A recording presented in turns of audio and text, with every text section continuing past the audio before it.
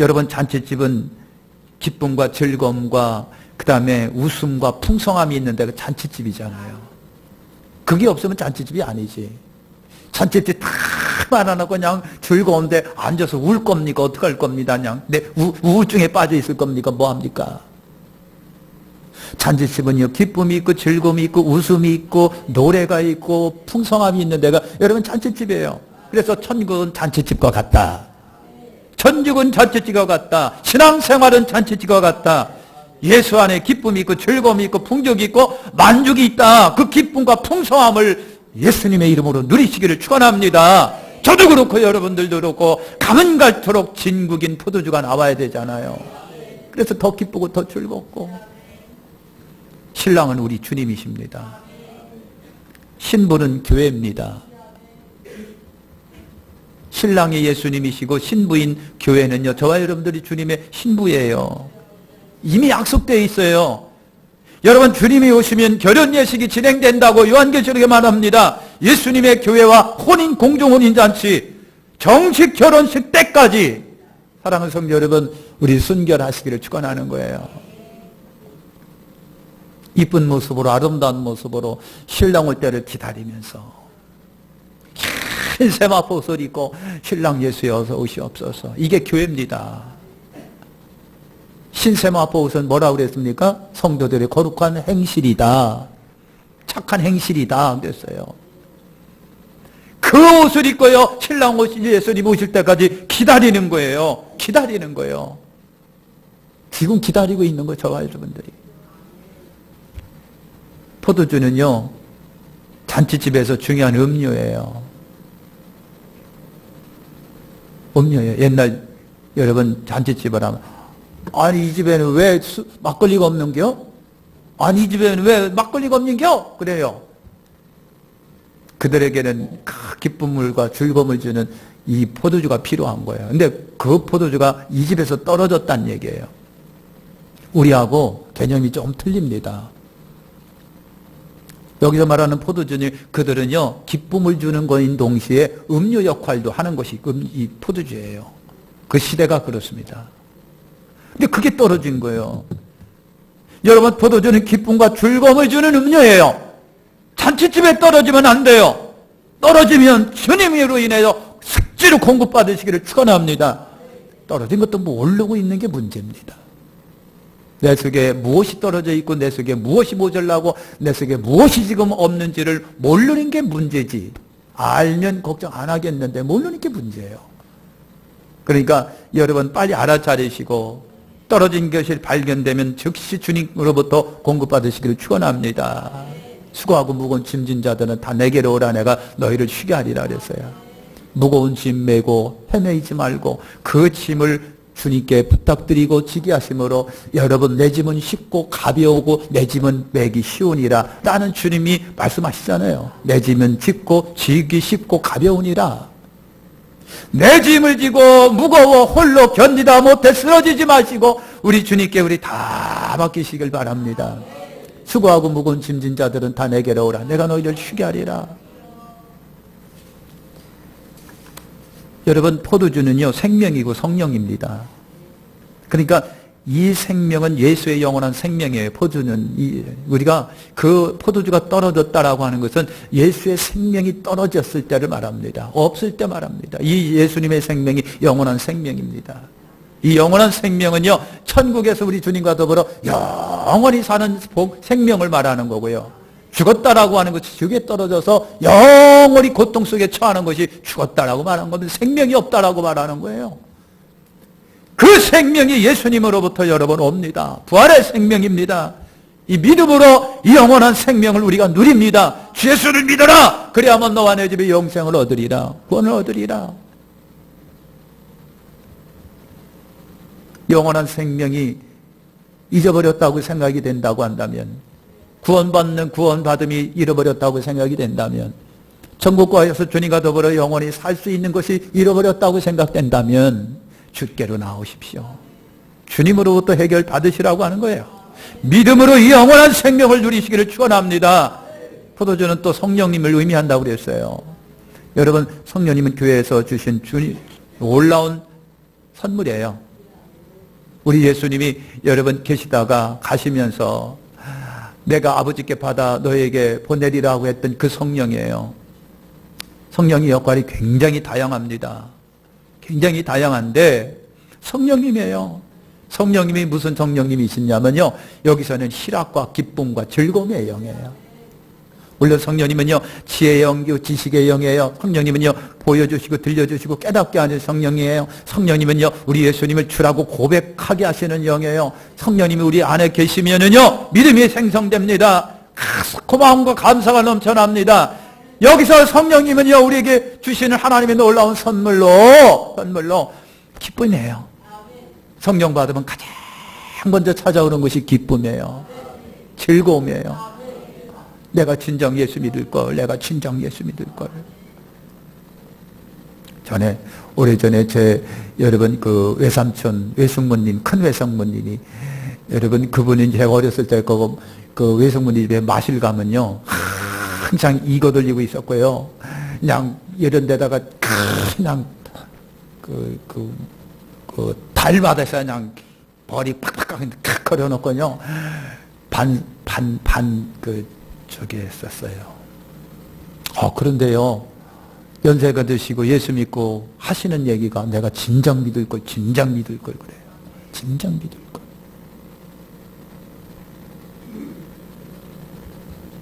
전에는요, 가면요, 왔냐? 그랬는데, 요즘에는, 아이고, 우리 목사님 오셨네. 그랬는데.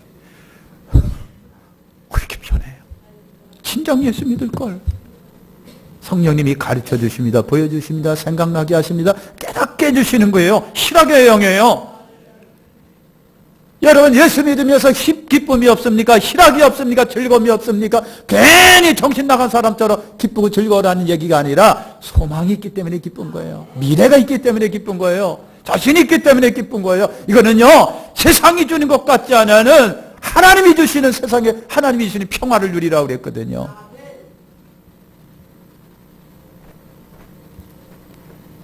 아까 요한계시록에 보면요, 음녀가 붉은 잔을 가졌다고 그랬어요. 붉은 잔. 세상에 각종 더러운 것들의 잔이라고 그랬어요. 거기에 표현이 안 됐는데, 가만히 생각해 보니까 그 엄청난 사치와 향락의 도시에 그 사람들이 마시는 술잔이 뭘까? 물론 술이에요. 근데 거기에 마약도 있을 거라고 하는 생각이 제가 퍼뜩 들어서 오늘 아침에, 세상이 그렇게 흘러갈 거구나. 세상이 그렇게 흘러갈 거였구나. 이 세상이 그렇게 돼요. 사치와 향락과 음탕, 음란, 마약. 앞으로 무슨 신종 마약 같은 거 더 나올 거예요. 이제 막 다.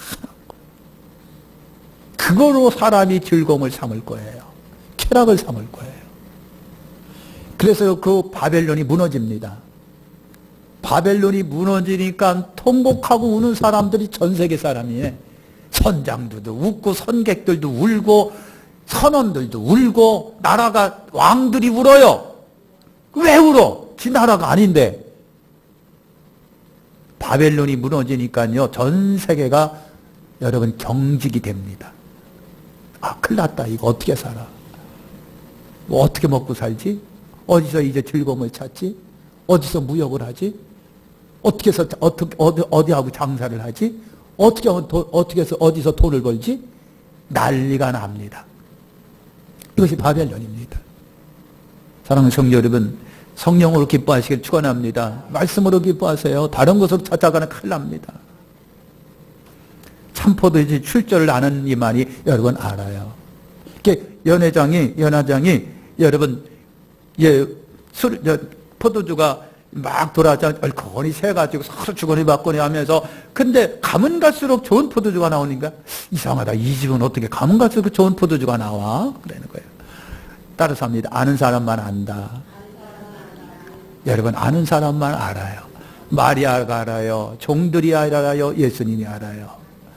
그러니까 사랑하는 성도 여러분, 그런 겁니다. 믿음의 역사의 현장이 없으면은 모를 수밖에 없고요. 낱말할 수밖에 없고요. 엉뚱한 소리밖에 할 수밖에 없는 것이 현실일 거예요. 믿음에게 역사가 일어나는 현장에 내가 있으면 나는 동참자가 되는 거예요. 나도 알아 그거. 그 포도주 우리 주님이 만들었어. 주님 믿으니까 그 기쁨이 막 샘솟고 그러는 거예요. 근데 어떻게 백이동의 아줌마는 맨날 웃고 돌아다니는 거야? 예? 비결이 뭐래? 뭐긴 뭐예요? 교회 다니면서 예수 믿으니까 기쁨이 샘솟는 거지. 사랑하는 성도 여러분, 믿음의 역사의 현장에 없으면은요, 다 놓쳐버리는 거예요. 이해가 안 돼요. 아, 저 사람들 왜 웃고 돌아다니는데? 예? 왜 이렇게 즐거운데? 예? 맨날 저 집안에는 좋은 일만 있나? 안 놓고 보면 좋은 일만 있는 게 아니에요. 내 속에 샘솟는 기쁨이 있으니까 기쁜 거예요. 그 집도 별말 다름없이 세상 사람과 똑같은 환경입니다. 그럼에도 불구하고 우리 주님이 주시는 기쁨이 기뻐한 거예요. 사랑하는 성도 여러분, 믿음의 현장에 우리 같이 있으시기를 축원합니다. 그래서 그 기쁨을 나도 누려야 되잖아요. 제 사람들은 왜 그렇대요? 모르면 잃어버립니다. 모르면 여러분 더딥니다. 모르면 그 복을 누리지를 못하는 거예요. 믿음의 역사의 현장에 우리 모두가 있으시기를 축원합니다. 여러분, 작은 천국이에요. 작은 천국의 모형이 여러분 교회잖아요. 그래서 교회도 우리는 기쁨이 있는 교회가 되시길 바랍니다. 거기에 기쁨의 말씀이 있고 우리 주님이 계시고요. 성령이 역사하시고요. 그런데도 왜 희망의 소망의 하늘이 있는데 기뻐하지 못할까? 기뻐하지 못할까? 문제가 우리 자신에게 있는 거예요. 왜 자꾸만 기쁨을 다른 데서 찾으려고 노력할까? 오늘 예수 안에서 누리시기를 축원합니다. 자, 그 가나의 혼인잔치에 마리아가 있었는데 우리에게 마리아를 통해서 배울 수 있는 것이 여러분 있어요. 몇 가지 단어로 한번 생각을 해볼게요. 첫째가 관여입니다. 잔치집에 주도적으로 관여하고 있는 마리아. 그 잔치집과 마리아가 어떤 관계인지는 잘 모르겠어요. 성경이 얘기를 안 해주니까 그냥. 그런데 다 알아요. 마리아가 저그저 관여가 있다 보니까 포도주 떨어진 것도 알아요. 여러분, 손님이거나 주변에서 방황하면 절대로 속속들이 모른다. 아니까 포도주 떨어진 것을 알았고 알기 때문에 해결이 되는 거예요. 관여가 없으면요, 여러분 스스로의 문제도 해결 못하고 그냥 갈 겁니다. 우리 주님의 그 거룩한 역사에 우리 모두가 동참하고 참여하시길 바랍니다. 그 다음에 발견이라고 생각합니다. 그러니까 마리아가 포도주가 떨어진 것을 알았다. 귀한 발견입니다. 알았어요. 연회장이 아릅니까? 연회장 모르고 있었어요. 마리아가 압니다. 포도의 중요성과 잔치에서 포도주의 위치를 마리아는 알고 있습니다. 근데 그게 떨어졌습니다. 여러분, 형편을 알고 자신을 아는 것이 복이라고 해야 합니다. 형편을 알고 나를 알게 되면 해결이 보이고요, 길이 보일 텐데 그 자체를 모르면 그냥 깜깜한 방황 어둠 속에 헤매다 그냥 그것으로 끝내버리고 말겠지요. 사랑하는 성도 여러분, 아는 것과 모르는 것은 차이가 큽니다. 발견해 보십시오. 내게 무엇이 부족하고 무엇이 지금 없는지, 뭐가 부족하고 있는지. 그 다음에 간구입니다. 마리아는요, 주님께 알립니다. 아까 얘기한 거 있잖아요. 왜 마리아는 주님께 알렸을까? 주님도 어떻게 보면 손님인데, 예? 그러면 포도주 주인한테 얘기해야지. 술도가게에 가서 빨리 갖고 와라고 그래. 빨리 전화해. 빨리 전화해. 막 그랬을 거 아닌가. 예? 그런데 왜 마리아는 예수님께 얘기했을까? 희한하지 않아요? 이명숙 권사님, 왜 마리아는 예수님께 포도주 떨어졌다고 얘기했을까? 예? 주인한테 얘기해야지. 그렇잖아요. 아니면 종들한테 빨리 전화해. 핸드폰 때려 빨리. 핸드폰 때려. 줄 떨어졌다고 그래. 근데 예수님께 얘기했다. 여러분, 그런 마리아 같은 존재들이 교회는 많아야 좋은 거예요. 저도 여러분도 그러고 다 마리아처럼 되시기를 축원합니다. 여러분, 마리아가 주님께 알립니다. 저들에게 포도주가 떨어졌다 합니다. 이것이 간구고 중보입니다. 사실은 간구고 중보예요. 그 자리에 예수님이 계신 것이 복이에요. 우리의 필요를 구하시길 바랍니다. 여러분 모두의 필요를 위해서 중보하시길 바랍니다. 여러분, 간구하는 자가 복된 거예요. 주님이 거기에 계신 것도 축복이고요. 그 다음에 확신입니다. 여러분, 주님은요, 마리아가 포도주가 떨어졌나이다 그러니까, 여자여 나와 무슨 상관이 있는데요? 그러는 거예요. 나와 갓나이 여자요 그러면 극존칭의 표현이라고 하는데 어쨌든 극존칭 표현이고 좋다고요. 근데 왜 갑자기 여자요 나와 그게 무슨 상관이 있나이까? 하고 왜 째려버리냐고요. 예수님이 왜 마리아를 향하여 여자요 나와 그게 무슨 상관이 있나? 어머니 저는 저하고 그거하고 상관이 없는데요. 그래도 되는데 왜 여자요 나와 상관이 없나이다. 내 때가 아닙니다. 그랬어요. 여러분 거절이거나 거부이거나 라고 하는 거예요. 솔직히 말해서. 그런데 마리아는요 참 분수 없는 것이 마리아는 그럼에도 불구하고 종들에게 그러는 거예요. 종들아 예수님이 뭐라고 말씀하신지 그대로 해 그러는 거예요. 그러니까요 예수님 이거 그러니 종들한테 그려놨으니 또 예수님이 종들 앞에서 아니야 그럴 수도 없으니까 여러분 그런 거예요. 마리아가 어떻게 그렇게 했을까? 주님을 알면 확신이 옵니다. 우리 예수님을 알면 확신이 옵니다. 마리아는 여러분 자기 아들인 것 동시에 그러나 더 이상으로 마리아는 예수님에 대하여 압니다.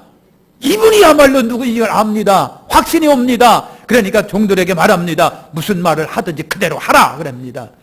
확신이 옵니다. 주님을 알면 확신이 옵니다. 주님을 모르면 확신이 안 옵니다. 솔직히. 주님을 모르면 간구도 안 됩니다. 주님을 모르면요 주님과 대화도 안 됩니다. 마리아는 주님을 알기 때문에 확신이 와서 종들에게 말합니다. 무슨 말씀 하시든지 그대로 하십시오. 여러분 확신입니다. 그 확신이 필요합니다. 그 다음에 응답입니다. 종들에게 결례의 항아리에 물을 채우다가 6개 돌항아리, 아까 6개 돌항아리라고 그랬어요. 그때 물을 갖다 채우고 그 맹물이죠. 그 다음에 그 물을 갖다가 연약에 갖다 주세요 그랬어요. 여러분 종들에게 결례 항아리에 물을 채우라 하셨는데 사실은 그 결례 항아리가 뭐냐면 손발 씻는 항아리예요. 거기다 물을 가득 채워두면요 와가지고 떠다가 손 씻고 발도 씻고 하는 결례 항아리가 그런 뜻이에요. 6개가 있었다고 그랬어요. 결례 항아리 6개 거기다 물을 채워다가 갖다 주라.